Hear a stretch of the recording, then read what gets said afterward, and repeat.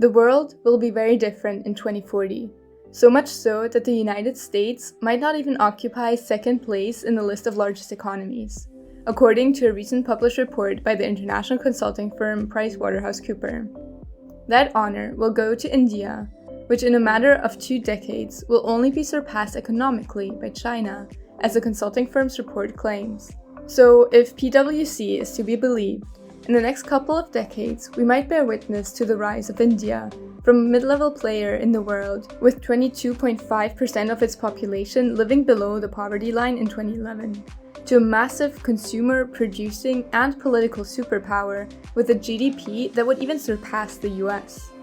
Welcome to Rebel Economics, where today we will look at the possibility of India rising to become an economic hegemon, not only in Asia, but in the entire world. If you find this content interesting and would like to remain in the know when we drop a new video, hit the like button and consider subscribing. It really helps a young channel like ours. And now, back to the video.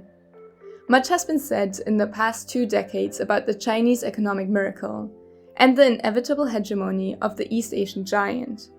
And the objective of this video is not to declare which final position will the Middle Kingdom reach in the later half of the 21st century. It is clear to anyone that has seen the evolution of China's middle class that the burst of economic liberalization of the late 70s has had a massive impact in the way the average Chinese live their lives, turning a society of starving rice farmers, product of Mao's psychotic policies, into rich iPhone-swiping customers in barely a generation. But in South Asia, a quieter revolution has taken place in India, which continues to perform perhaps more spectacularly economically than any other nation in recent years.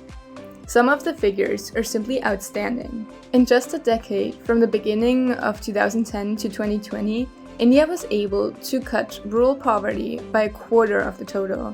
It was also able to reduce the percentage of its population that lives under the poverty line from 22.5% to 6.7% as stated by the UN. These figures are certainly remarkable and outline much more dramatic increase in living conditions that analysts first thought possible in the beginning of the 2010s.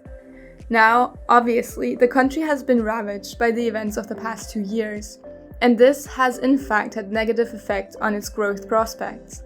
But the overall year-long trajectory of the Asian would-be superpower is undoubtedly positive, with it displaying multiple figures that force me to remain optimistic. The PwC report also points to an estimation of Indian GDP growing between a dizzying annual average of 4.9% up until the year 2050. For the past 10 years, this figure has been more or less accurate, once outliers are removed, such as the aforementioned impact of 2020 and 2021. Were this GDP growth to continue for the next 3 decades, it would take India from accounting for 7% of the global economy today to 15% by 2050. This might be a slight exaggeration, but only barely so, since reputable macroeconomic predictors indicate that India might end the current decade accounting for around 9% of the global GDP, which would give it only 2 further decades to gain an extra 6%. Not impossible by any means, but somewhat remarkable. But how is that even earlier, in 2040, India, a nation associated with legendary levels of poverty, is expected to surpass the aggregate economic power of the United States? At one level, the answer is simple. India's enormous population growth will, by itself, provide a major economic boost. India has about 1.38 billion people. By 2040, in slightly under 2 decades, it will have grown, analysts conservatively predict, to 1.6 billion. In the past 50 years, the growth of the middle class in India has been frantic, with several hundreds of millions reaching the comfortable status that is paramount to every society, transitioning from a producing, developing country to a consumer-led economic superpower. The resulting enormous consumer market will inevitably lead to a larger economy, as the riches of consumption will more easily distribute cash across the system, as it makes the economic engines more dynamic. And yet, the PwC report argues that population growth is a very small part of the explanation for why India will grow at these levels. Just 0.7% of an estimated 5% growth potential would be attributed to the simple increase in India's population. Instead, factors such as productivity growth due to technological change would play a more dominant role. India's extraordinary rise is reminiscent of China's in many ways. Both countries emerged in the 1990s after a long period of economic stagnation due to state intervention policies. China became a manufacturing powerhouse. Meanwhile, since 1990, India has specialized in exporting services, particularly in sectors such as information technology. This fundamental difference at the very core of their capitalist origin story would spell fundamentally different futures, as the expected collapse of distributed supply chains, as well as the sheer inherent rise in manufacturing costs as a country gets richer, will undermine China's core growth engine. Alternatively, India's future resides not exclusively in price-competitive production, but rather in the sheer quality of its labor. I said it once and I will repeat it again. I do not think it is a coincidence that Indian immigrants are so incredibly successful in a multitude of high-end industries. Google has an Indian CEO, Microsoft has an Indian CEO, IBM has an Indian CEO, so does Adobe, and so does MasterCard. I mean, this does not just happen. Probably out of the many things that India should be proud of, it is its outstanding representation in the highest levels of management in vital industries to the functioning of the modern world. Additionally, when it comes to international direct investment in the country, India is simply a more attractive option over China. And many analysts believe that the fundamental asymmetry between the two countries' political system will strengthen modern development in India.